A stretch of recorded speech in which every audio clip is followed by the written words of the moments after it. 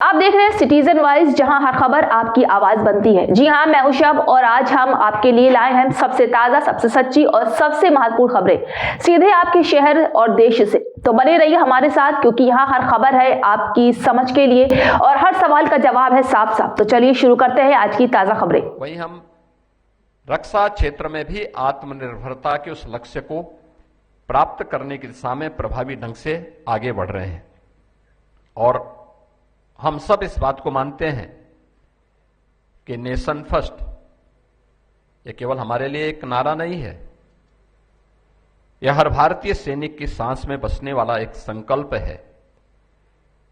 हर भारतीय के लिए ये जीवन का एक मंत्र होना चाहिए, क्योंकि राष्ट्र से बढ़कर के कुछ नहीं, यह हमारे लिए सर्वोपरि है। और मैं मानता हूं कि हमारे सैनिक सियाचिन की जमा देने वाली ठंड हो,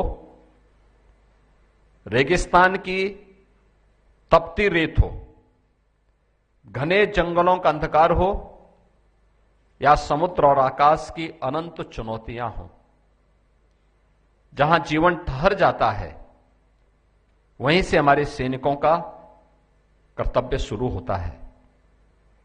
हमारे सैनिकों के कदम जहां पड़ते हैं वहीं से भारत की सीमाएं मजबूत होती हैं। हमारे सैनिकों की जागती हुई आंखों के कारण पूरा देश चैन की नींद सोता है। हम सबको इस बारे में देखना होगा। इस सिंपोजियम के माध्यम से हम इस बात पर जरूर गौर करें कि आज युद्ध सिर्फ जल, थल और नभ तक सीमित नहीं रहा है। आज यह मल्टी डोमेन ऑपरेशंस के युग में प्रवेश कर चुका है। हमने अभी गत वर्ष ऑपरेशन सिंदूर के माध्यम से भी देखा है। आधुनिक युद्ध अब जल, थल और वायु के साथ साथ साइबर, स्पेस, इलेक्ट्रोमैग्नेटिक स्पेक्ट्रम आदि क्षेत्रों में एक साथ लड़ा जा रहा है। अब कीबोर्ड भी हथियार है। दुश्मन के पावर ग्रिड, बैंकिंग और कम्युनिकेशन सिस्टम को ठप करना या अपने नेटवर्क को अवैध बनाना, यह भी एक नई सुरक्षा रेखा बनी है। सैटेलाइट्स के जरिए निगरानी, खुफिया जानकारी और नेविगेशन, यही आधुनिक युद्ध का उसकी आंखें हैं और उसके दिमाग भी। अब लड़ाई सिर्फ गोलियों से नहीं, सिग्नल्स भी इसमें महत्वपूर्ण भूमिका का निर्वहन कर रहे हैं। दुश्मन के रडार, संचार और जीपीएस को जाम करना और अपने सिस्टम को सुरक्षित रखना, आज यह निर्णायक बन गया है। आज का युद्ध हथियारों के साथ साथ डेटा और टेक्नोलॉजी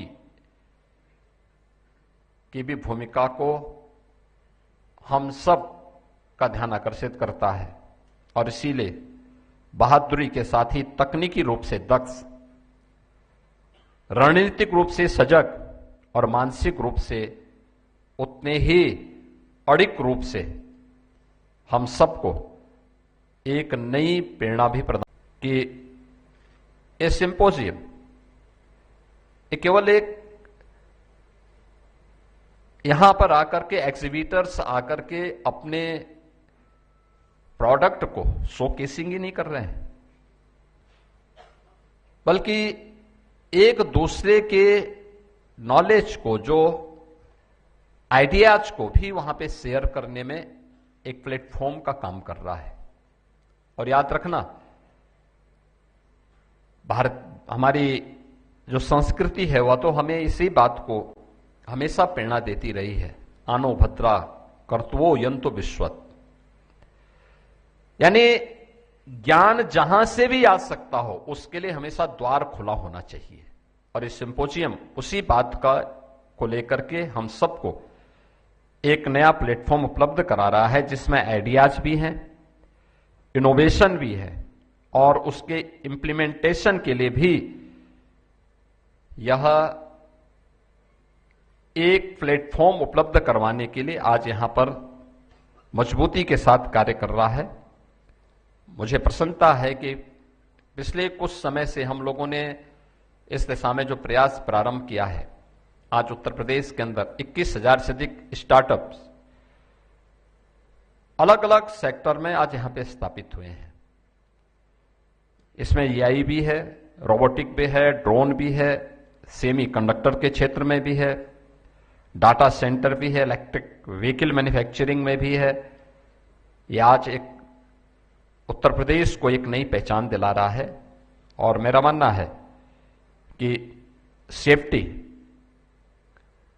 टेक्नोलॉजी और ट्रस्ट के सशक्त संगम से आज उत्तर प्रदेश ने अपनी उस बीमारू राज्य से उभर करके आज भारत के ग्रोथ इंजन के रूप में अपनी एक नई पहचान बनाने में सफलता प्राप्त की है।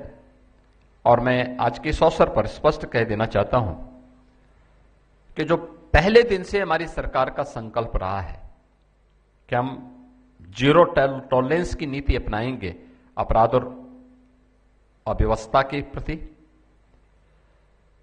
माफिया से कानून राज और उपद्रव से उत्सव किस यात्रा को तय करने के लिए, और आज यहां पर ये त्रिवेणी के संगम में हम लोगों को यहां पे डिफेंस मैन्युफैक्चरिंग से जुड़े हुए इस रक्षा त्रिवेणी संगम में नॉर्थ टेक सिंपोजियम के माध्यम से